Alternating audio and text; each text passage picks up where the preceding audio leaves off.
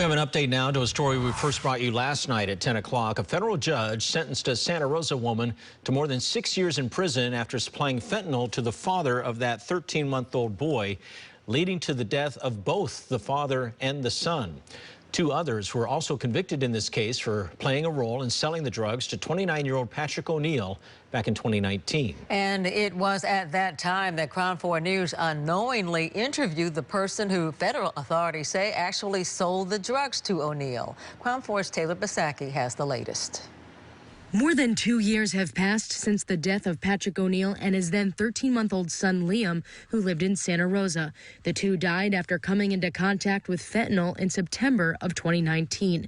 And on Wednesday, the last of three defendants, Liana Zamora, was sentenced to more than 6 years in prison after being convicted of supplying fentanyl that was later sold to O'Neill. Authorities say that fentanyl was originally sold to Lindsay Williams, who gave it to a man named Shane Crady, someone we interviewed back in 2019, right after the toddler's death.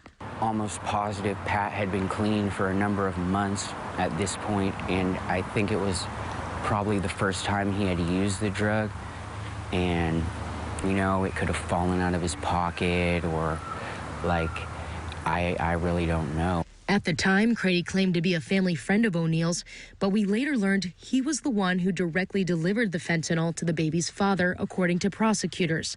Meanwhile, Crady was sending this message to viewers at the time. People should really not use fentanyl at all. It's very dangerous, depending on how potent it is, how pure. One little speck, like a grain of sand, can kill you. Crady was sentenced to 7 years in prison for his role in the fentanyl distribution. Prosecutors say the fentanyl in question was originally bought from a Honduran drug dealer in San Francisco's Tenderloin district, a place known for its open-air drug market. San Francisco is basically ground zero for the drug crisis in the United States. Former addict and now recovery advocate Tom Wolf says we need to do more to crack down on this activity in the city. Last month, the San Francisco Board of Supervisors approved an emergency declaration which addresses the overdose epidemic in the Tenderloin. And I think one of the metrics that we need to look at over the next 3 months as this emergency declaration goes on is whether or not accidental overdose deaths drop in San Francisco. City Supervisor Matt Haney says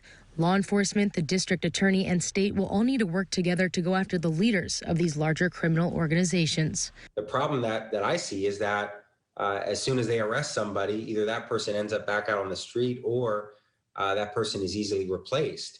And so the deeper systemic solutions to this problem to both get people off of fentanyl so that we reduce this demand so it's not so profitable, and then going after the higher level, the bigger fish. I'm Taylor Bisacki reporting, KRON 4 News.